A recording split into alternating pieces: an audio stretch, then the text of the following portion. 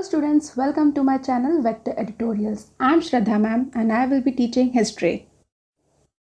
In this video, we will be studying Standard 10th ICSE History, Growth of Nationalism. What are we going to learn today in this session? First, factors leading to growth of nationalism, and second is reform movements by Raja Ram Mohan Roy and Mahatma Jyotiba Phule. But before we proceed with our session today, I would like you to watch this video. This video will help you understand how British had destroyed India during its British Raj. Perhaps what I should do is really try and pay attention to the arguments that were advanced by the opposition today. We had, for example, Sir Richard Ottaway suggesting, challenging the very idea that it could be argued that the economic situation of the colonies was actually worsened by the experience of British colonialism. Well, I stand to offer you the Indian example, Sir Richard. India's share of the world economy when Britain arrived on its shores was 23%. By the time the British left, it was down to below 4%. Why? Simply because India had been governed for the benefit of Britain. Britain's rise for 200 years was financed by its depredations in India. In fact, Britain's Industrial Revolution was actually premised upon the deindustrialization of India. The handloom weavers, for example, famed across the world, whose products were exported around the world, Britain came right in. There were actually these weavers making fine muslin, light as woven air, it was said. And Britain came right in, smashed their thumbs, broke their looms, imposed tariffs and duties on their cloth and products, and started, of course, taking the raw materials from India and shipping back manufactured cloth, flooding the world's markets with what became the products of the dark and satanic mills of Victorian England. That meant that the weavers in India became beggars, and India went from being a world-famous exporter of finished cloth into an importer, went from having 27% of world trade to less than 2%. Meanwhile, colonialists like Robert Clive bought their rotten boroughs in England on the proceeds of their loot in India, while taking the Hindi word loot into their dictionaries as well as their habits.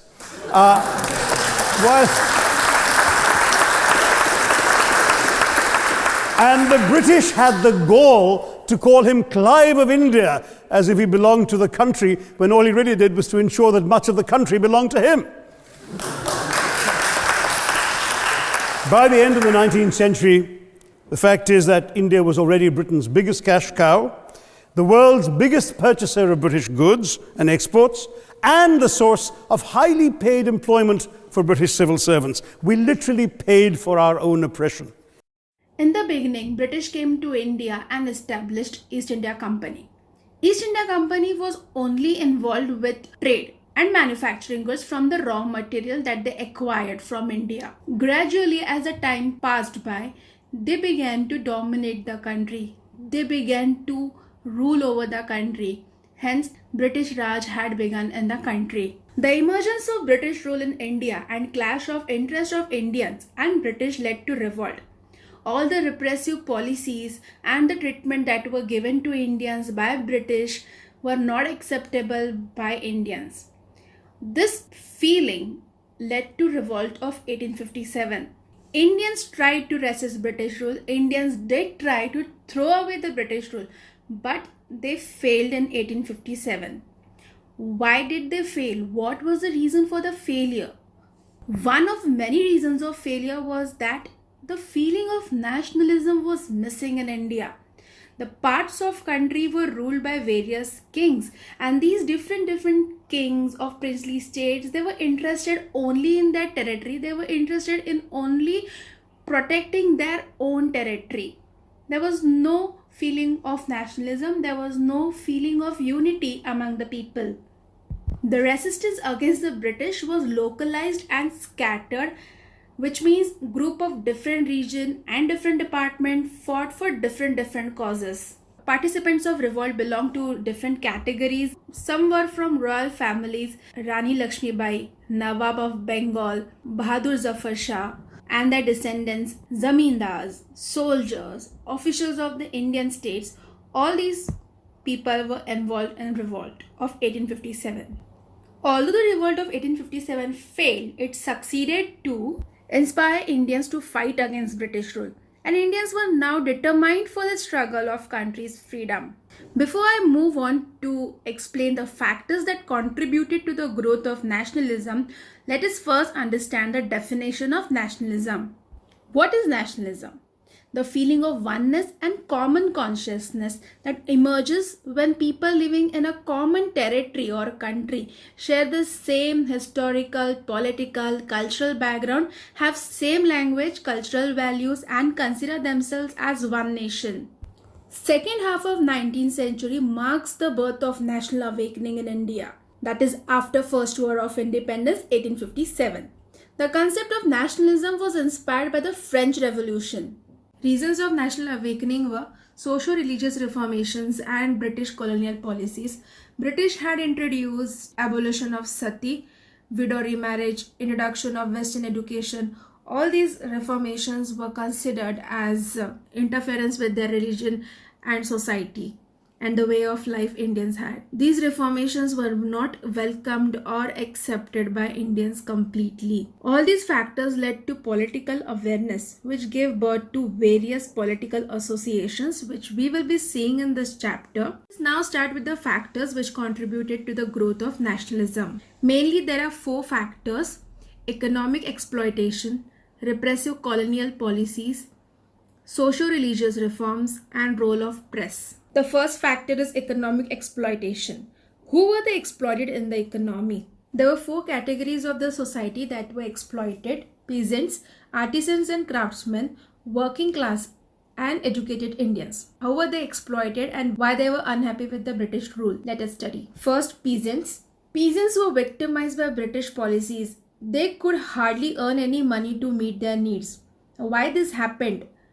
Because British government took away a large part of produce in the form of tax and land revenue. Peasants did not earn enough money that they could pay various taxes. Hence, they were indebted by loan from moneylenders. This category of society was going below poverty line day by day, as maximum of their income was spent on paying exorbitant taxes and repaying the loans taken from moneylenders. Second is artisans and craftsmen. British economic policies were not formed for the interest of Indian trade, but for filling the treasures of British government. English East Indian Company destroyed Indian handicraft and industry. Before British came to India, India was the exporter of finest cotton in the world, manufacturer of best quality clothes and jewelry.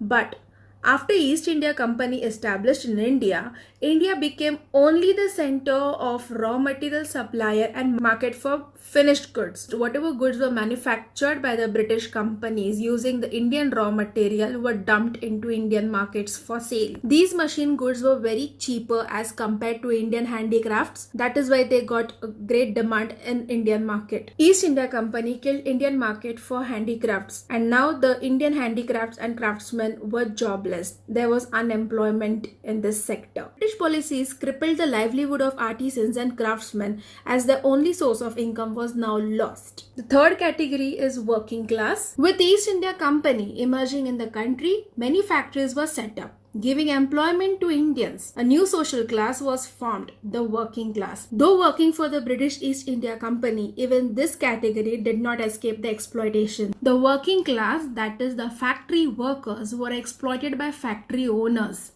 They were paid low wages, they were made to work for longer hours, and they were made to work under unhygienic work conditions. Next is educated class. The only employment available to educated Indians was government services. Now, was it easy to get government jobs? What do you feel? Well, it was not that easy to get government jobs in those days as well. Today, it's not that easy. Also, the competition was high and chances for promotion were bleak. That is very low or almost no chance. The educated Indians also realized that the British policies were keeping Indians economically backward. This realization was because the chances of promotions were less, and also the Indians were not appointed to higher positions. Only European officers were allowed to be appointed at higher positions. Recruitments were also on discrimination basis. Indians were paid less salaries as compared to the European officers. This kind of biased behavior shown by British towards Indians made Indians believe that the British policies were meant to keep India economically backward. Initially, Indians believed that British capitalism would help India to develop, but nothing like that happened. Instead, reverse of this was experienced. British policies had drained India in every possible way. Coming to our second factor, repressive colonial policies. From the time I started talking about this chapter, I have mentioned British policies many times. So it's time that we know few policies that exploited India. Now, who introduced this policy? Lord Lytton. Lord Lytton was the Viceroy of India between 1876 to 1880. He introduced Arms Act in 1878 and Vernacular Press Act in 1878. Let us look into these acts one by one. First is Arms Act 1878. According to Arms Act, it was a criminal offence for Indians to carry arms without license. But this act was not applicable to British. Next is Vernacular Press Act 1878. Vernacular papers, that is non-English papers, were not allowed to publish anything against the British policies or British government. Please make note of these two acts as these are very important and can be asked for 1 mark question. Other repressions by Lord Lytton were, he spent lakhs of rupees for Grand Delhi Darbar to proclaim Queen Victoria as Empress of India. At this same time, the Indians were suffering from famine. The British government had lakhs of rupees to spend on proclamation of Queen Victoria as Empress of India, but they did not take any measures to help those in the grip of famine. No steps were taken by British government to help those people in the grip of famine. Also, the British did not exempted land revenues and the taxes to be paid by farmers. Age limit for ICSE examination, that is Indian Civil Service examination, was reduced from 21 to 19 years. Earlier it was 21 years because usually by the age of 21 a person gets graduated.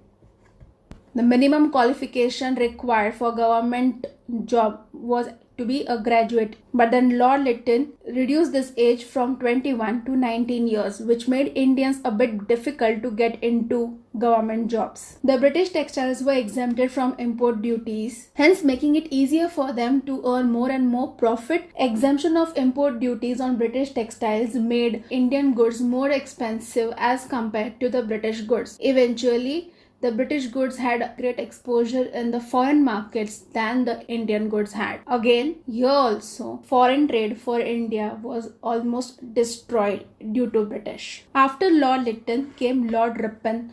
He was the Viceroy of India for 1880 to 1884. During his tenure, Ilbert Bill was introduced. Now let us see what was this Ilbert Bill.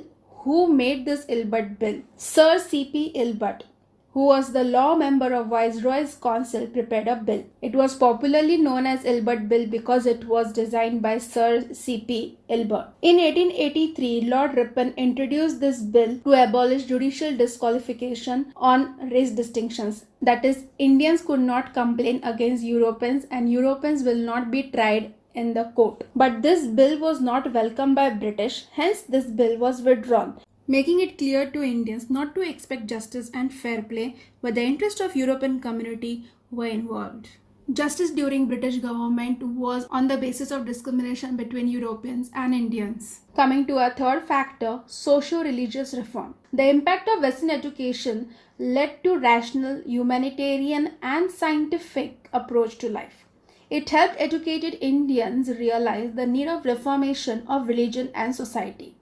They felt that the path to progress in society was to accept the best of East and West, that is, welcoming the modern ideas, Western ideas. This feeling gave birth to social reformation and religious reformations like abolition of caste system, child marriage, dowry system, parda system, sati, and infanticide. Reform movements combated religious superstitions, attacked idolatry, polytheism, and hereditary priesthood. Let us quickly understand these socio-religious practices.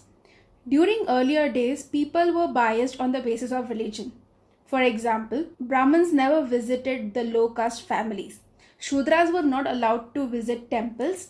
Shudras were not allowed to fetch water from same well from where Brahmins fetched water. A girl child was married to a man who would be twice or even thrice her age. Girl's father had to give huge sum of money to groom's family to marry their girl. Women were strictly asked to cover their head with pallu or ghungat. This is parda system. If husband of any woman dies, the woman would also have to go sati, that is, burn herself on husband's funeral pyre. Infanticide means to kill an infant, that is, a newborn baby. This would happen if girl child was born because the birth of girl child was considered to be a burden to society. Idolatry means idol worship. Polytheism means worship different gods. Hereditary priesthood was only son of Brahman will become Brahman. To overcome the drawbacks of this society, Raja Ram Mohan Roy, Swami Dayanand Saraswati, Swami Vivekanand and Jyotiba Phule formed various associations. Like Raja Ram Mohan Roy founded Brahmo Samaj, Swami Dayanand Saraswati founded Arya Samaj, Swami Vivekanand founded Ramakrishna Mission, Jyotiba Phule founded Satya Sodhak Samaj. I would like to share this video with you. This will help you understand the reformations by Raja Ram Mohan Roy and Jyotiba Phule. 250 साल पहले हमारे समाज के जड़ों में बसी हुई कुरीतियों की मानसिकता, अंधविश्वास, अशिक्षा और गरीबी से निर्मम अंधकार चारों ओर फैलता जा रहा था। ऐसे समय में सभी दिशाओं में जागृति लाने के लिए आजीवन संघर्ष करने वाले महापुरुष को हम राजा राम मोहन राय के रूप में जानते हैं। सन 1811 में राम मोहन के बड़े भाई जगमोहन की मृत्यु हो गई। उनकी भाभी को पति के शव के साथ सती होना था। ये राम मोहन के लिए असह्य था, क्योंकि उन दिनों हिंदू विधवाओं के साथ ऐसा ही अमानवीय और भयानक क्रूरता से भरा व्यवहार सामाजिक प्रचलन के अनुसार होता था। राम मोहन राय ने घर में सभी को बताया कि ये पुरानी सड़ी गली मान्यता है, जिसके अनुसार वो एक असहाय महिला के साथ बर्बर क्रूरता बरत रहे हैं। ये सब नहीं होगा। उन्होंने अपनी भाभी को भी समझाया और उन्हें सती होने से रोकने का बहुत प्रयास किया, लेकिन वो बेचारी विवश थी। घर में किसी ने राम मोहन राय की बात नहीं सुनी। उनकी भाभी को चिता से बांध दिया गया।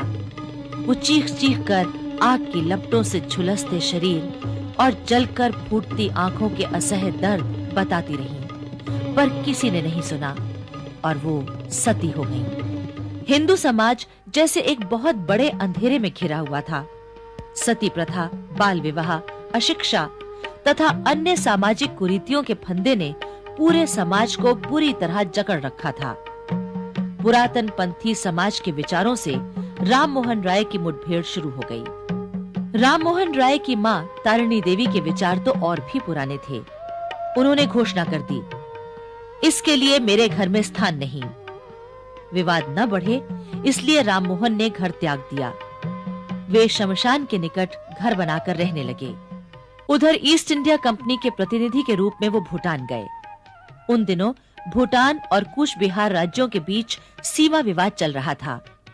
ईस्ट इंडिया कंपनी ने भूटान भेजे गए परिचय पत्र में उन्हें दीवान और राजदूत कहा था।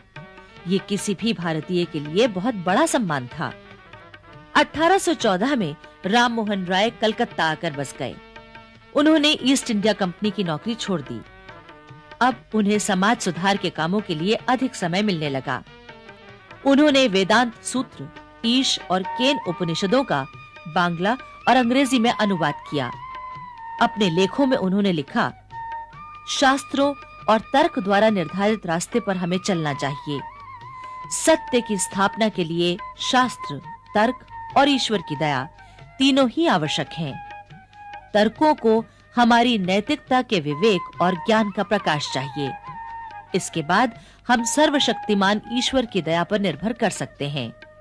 भारतीय नारियों की दुर्दशा इंग्लैंड की संसद ने उन्हें अपने सामने प्रस्तुत होने का अवसर दिया। यहाँ उन्होंने बताया कि भारत की आर्थिक स्थिति क्यों दिन ब दिन खराब होती जा रही है और उसे कैसे सुधारा जा सकता है। 7 सितंबर 1831 को सम्राट विलियम चतुर्थ ने उन्हें भेंट करने के लिए बुलाया। बादशाह ने उन्हें लंदन ब्रिज के उद्घाटन समारोह में भाग लेने का निमंत्रण दिया। 26 दिसंबर 1831 को लंदन से प्रिंस टेलीरैंड के नाम उन्होंने अपने फ्रांस जाने के पासपोर्ट पर स्वीकृति के लिए निवेदन के रूप में एक पत्र लिखा था। समस्त मानवता एक विशाल परिवार है जिसमें अनेक राष्ट्र, अनेक जातियां, उसकी शाखाओं से अधिक कुछ भी नहीं है। एक व्यवस्था हो जो राष्ट्रों के आपसी झगड़ों को सुलझाती रहे और उनमें आपसी अमन चैन कायम रखे और इस प्रकार विश्व शांति की स्थापना हो। इस प्रकार दुनिया के किसी भी राजनैतिक विचारक से बहुत पहले उन्होंने संयुक्त राष्ट्र संघ की बात उसी समय सोच ली थी।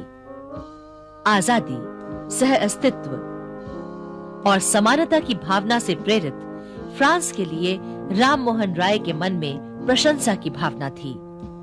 14 अक्टूबर 1832 को वो फ्रांस के सम्राट से पेरिस में मिले। उत्साह से भरा मन लेकर वो लंदन लौट आए और उन्होंने दिल्ली के बादशाह अकबर द्वितीय का भत्ता बढ़ाने के लिए पैरवी की। अंत में उनके तर्क स्वीकार कर लिए गए। भत्ता 3 लाख रुपया सालाना बढ़ा दिया गया। इस प्रकार वो राजदूत के रूप में सफल रहे। उनका इंग्लैंड आने का उद्देश्य सफल रहा, लेकिन वो अस्वस्थ हो गए। मन भी अशांत था। उन्हीं दिनों बैंक फेल हो जाने के कारण राजा राम मोहन राय का लगभग सारा ही पैसा डूब गया। विदेश में रहते हुए ये स्थिति झेलना बहुत ही दुखद था। इलाज हुआ, लेकिन उनका स्वास्थ्य बिगड़ता ही गया। ब्रिस्टल में 27 सितंबर 1833 को भारत मां के इस सपूत का अपने घर परिवार से दूर विदेश की धरती पर देहांत हो गया।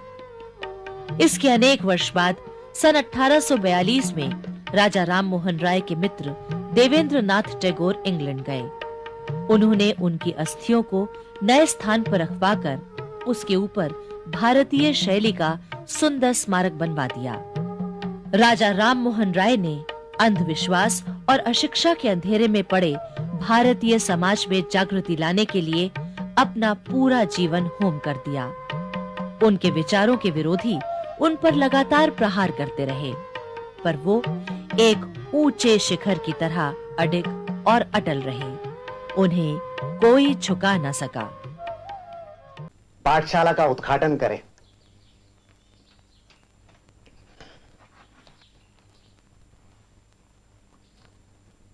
आज का दिन बहुत भाग्यशाली दिन है कि हमें आत्मसम्मान पाने के खातिर संघर्ष करना होगा। इस संघर्ष के लिए हमें अपने पैरों पर खड़ा रहना होगा। हमें हथियार उठाना पड़ेगा, लेकिन लाठी नहीं, तलवार नहीं, तोफ तमचा नहीं, बल्कि ज्ञान, विचार और सही शब्द। और ज्ञान, विचार और शब्द शिक्षा के बल पर ही मिल सकते हैं। मेरी पत्नी सावित्री मेरी पहली शिष्या है। अब वो तुम्हें पढ़ाने में मेरी मदद करेंगे। हम इस तरह ज्ञान फैलाएंगे, क्योंकि ज्ञान ही वो दौलत है जिसे आपस में बांटना बहुत जरूरी है। यह हमारी पहली पाठशाला है जो छोटी जाति की लड़कियों के लिए खोली गई है। यहां लड़कों का हम स्वागत करेंगे, लेकिन हमारा विश्वास है कि लड़कियां ही आगे चलकर हमारी भावी पीढ़ी को आकार देगी। विरोध तो इस काम का होगा ही, लेकिन हमें साहस के साथ काम को आगे बढ़ाना है, क्योंकि हम सही रास्ते पर चल रहे हैं। मैं शुभकामना व्यक्त करता हूं कि आप लोग शिक्षा पाने में सफल हो।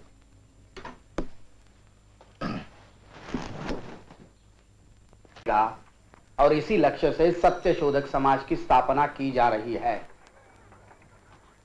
मित्रों, मेरी आपसे विनती है कि आप माने ईश्वर एक है और सारे मनुष्य उसके बच्चे हैं। मेरे आपसे प्रार्थना है कि आप अपने और ईश्वर के बीच में किसी को बिचवाई न माने। हमें पंडों पुरोहितों की गरज नहीं है। वो जन्म, विवाह, मरण आदि के नाम पर हमें ठगते हैं। उन्हें हमेशा के लिए हटा दीजिए। एक दिन ऐसा आएगा जब इतिहासकार कहेंगे कि सत्य शोधक समाज भारत की पहली संस्था थी जिन्होंने सही अर्थों में सुधार किए। मित्रों, मेरी आपसे प्रार्थना है कि आप सत्य शोधक समाज के सदस्य बने। आप मुझे कार्यकर्ता दीजिए जो गांव देहातों में जाकर वर्ण व्यवस्था के प्रति संघर्ष करें। अगर वो गा सकते हैं तो और भी अच्छा है, वो डब पर गाना गाए और हमारा संदेश पहुंचाएं। ये अच्छा है। महात्मा ज्योतिबा फुले की सन 1890 में मौत हुई।